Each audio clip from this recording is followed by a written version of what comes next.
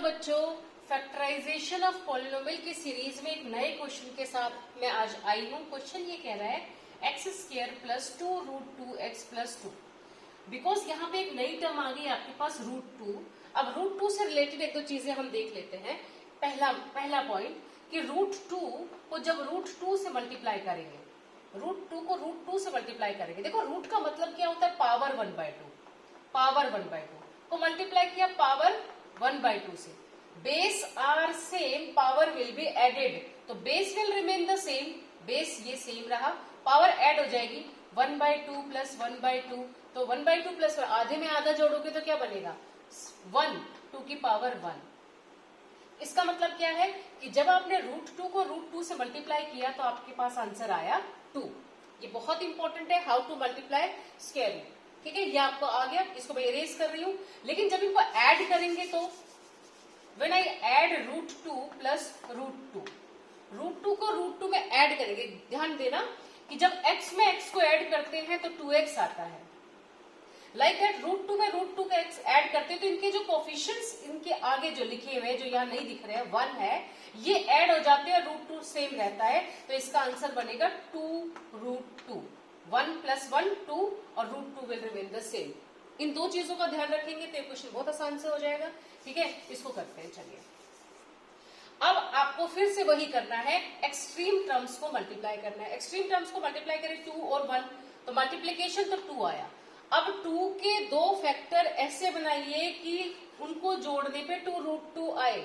अब root 2 mention कर रहा है तो इंडिकेट कर रहा है कि 2 के फैक्टर्स कौन से होंगे, रूट 2 इंटू रूट 2। ये दोनों को मल्टीप्लाई किया तो आंसर कितना आया 2, अभी सिखाया था। और ऐड करेंगे तो आंसर आएगा 2 root 2।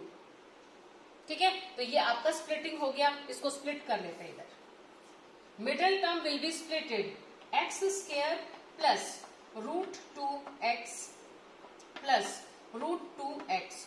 2 root 2 x can be written root 2 x plus root 2 x plus 2।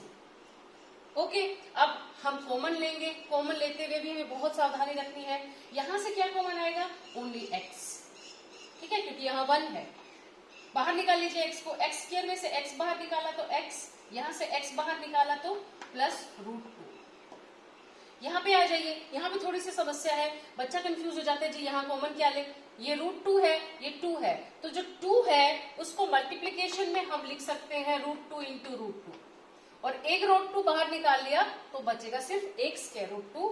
तो आप रूट 2x यहाँ से बाहर निकालिए, प्लस का ही निकालेंगे, सारे प्लस के हैं, तो बचा क्या, यहाँ तो x बचा, इधर क्या बचा, इधर यहाँ फिर दोबारा से आइए, यहाँ इन दोनों का प्रोडक्ट में से एक हमने निकाल लिया, एक निकाल लिया तो क्या बचा, एक बचा, प्लस रूट 2 लाइक दैट। फिर से चेक करिए, अंदर वाला सेम है, उसको फिर से बाहर निकाल लीजिए, x प्लस रूट 2 कॉमन आ गया, इन दोनों में से वही x, यहां से बचेगा प्लस रूट 2।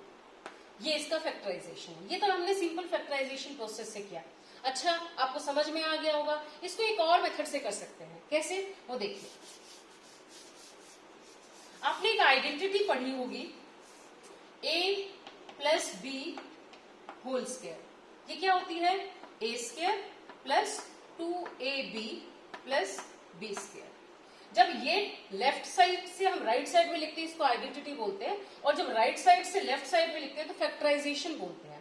अब ये जो आपके पास एक्सप्रेशन लिखा हुआ है, ये कुछ ऐसा दे रखा है, square then 2ab something then ये स्क्वायर। अब इसको स्क्वायर में बदलने के लिए थोड़ा सा हमें इसको मॉडिफाई करना पड़ेगा, तो इसको रीराइट कर लेते हैं, x square plus 2 root 2 x plus 2 को एक्सप्रेस करना है बी स्क्वायर की फॉर्म में, so we can write root 2 whole square, root 2 whole square.